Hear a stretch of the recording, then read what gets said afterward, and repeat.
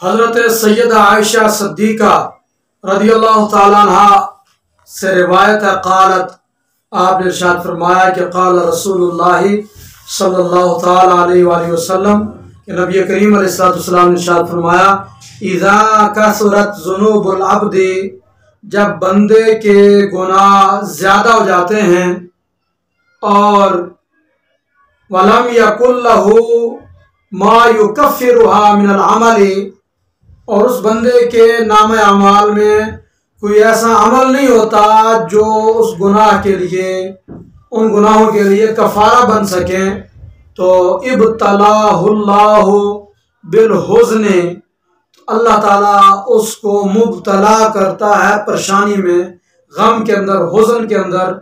उस पर मुसीबतें फिर आती हैं, मुश्किलात आती हैं, तकलीफ़ें आती हैं, बीमार होता है। क्यों? लियुकफ्फिरा हा अन्हु, ताकि अल्लाह ताला उस गम के बदले में, उस गम के ज़रिए, उस हुज़्न के ज़रिए उस बंदे के गुनाहों को मिटा दे।